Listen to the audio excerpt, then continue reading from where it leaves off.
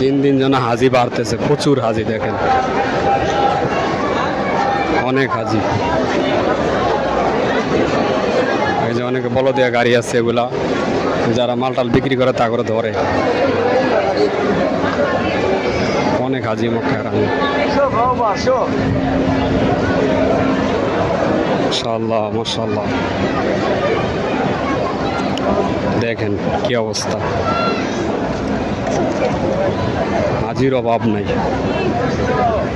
এখন প্রায় 4টার উপর বাজে সময়, আসরের নামাজ শেষে হাজিরা হেরামের দিকে রওনা দিছে অনেকে।